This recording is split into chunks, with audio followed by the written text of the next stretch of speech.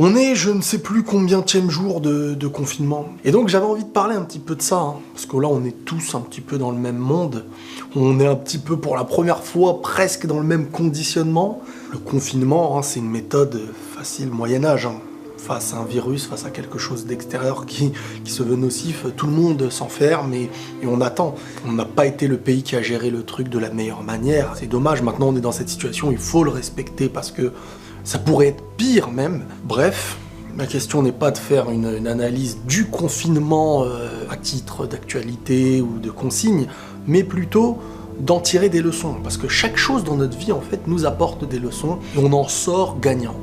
Maintenant, est-ce que moi, je ressortirai gagnant de mes épreuves ou de tes épreuves? Ça dépendra de nous. Ça dépendra du recul qu'on aura face à la situation actuelle. Le confinement, voilà, il y a des gens qui sont bloqués. Il y en a qui travaillent malgré la difficulté. Mais en grande majorité, voilà, on est tous chez nous et on revient au primaire. Le travail n'est pas toujours ce qui est la priorité en tête. Quand on se réveille, on ne pense pas directement au travail.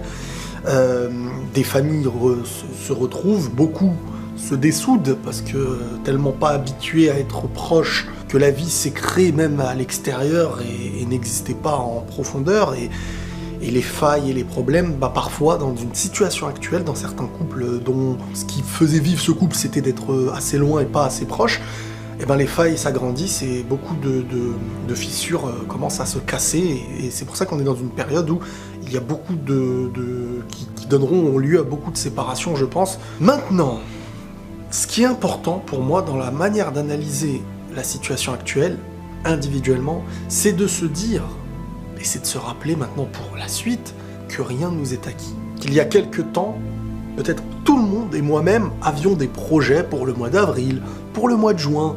On était vraiment dans une situation où on se disait, voilà, donc là je vais faire ça, là, tac, je prévois ça, je compte gagner tel argent, je compte aller voir telle personne, tout aura lieu, on va se marier, ce moment-là sera parfait, avril c'était le moment le mieux calculé, mais on est maître de rien. Au final, on est maître de rien. Et c'est des preuves que l'être humain, les êtres humains que nous sommes, ne contrôlons rien en fait.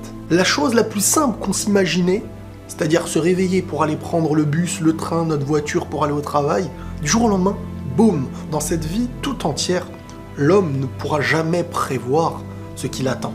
Il ne pourra jamais dire « demain il y aura ça ». Demain, moi je vais faire ça. Il ne peut pas en être convaincu. Il ne peut pas se dire, même en amour, cette personne avec moi, c'est obligatoirement pour la vie. On peut l'espérer, on peut se battre pour, on peut tout faire, mais rien ne dépend uniquement de nous sur Terre. Catastrophe naturelle, insécurité, problème de santé. On a 1 milliard de rappels qui vient nous dire « tu dois vivre ton présent » et à l'aide de ton présent construire ton futur. Mais non pas vivre sur des projets qui n'existent pas. Construire au présent, avoir un bon futur, tout ça se définira sur ce que tu fais maintenant. Et même ton passé, au final. Parce que ton passé, s'il est mauvais, c'est que dans un moment présent, tu as mal agi, dans un moment présent, tu as subi, et ça a une répercussion sur le futur qui redeviendra le présent. Le seul truc, en fait, qui vise tout à la fois, c'est ton présent. Et dans ce présent-là, tu dois te rappeler que ton futur, il n'existe pas. Et que ton passé, c'est un ancien présent que tu peux changer aujourd'hui.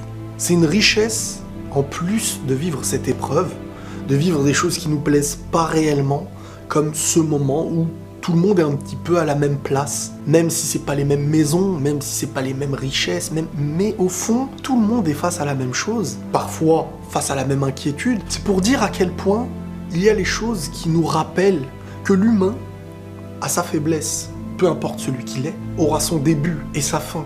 Et celui qui réfléchit dans sa vie, il n'a pas besoin d'attendre des choses comme ça pour se rappeler ce que c'est que l'être humain.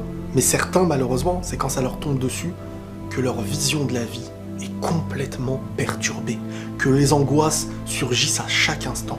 Bien entendu, c'est normal, hein, quand tu es atteint de quelque chose, quand tes proches sont atteints, la peur et tout ça, c'est très très normal. Mais ce que je veux dire, c'est que les épreuves doivent éveiller les consciences, mais pas que nos épreuves.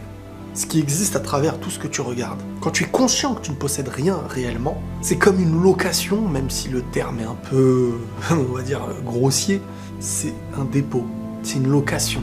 Toi-même, t'en es une.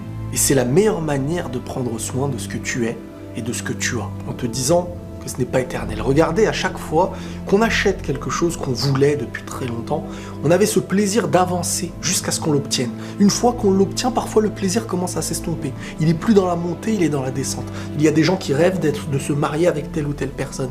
Et une fois mariés, ça devient acquis, ils ont tout ce qu'ils veulent et les choses redescendent. Considérez que toute chose que vous possédez, et au point même où notre liberté, on n'en est pas maître à 1000%. Au final, on n'est que des êtres humains, des faibles êtres humains. Quand on en a conscience, on sait prendre soin de ce qu'on a, on sait prendre soin de ce qu'on est. Prenez tous soin de vous et la paix sur vous.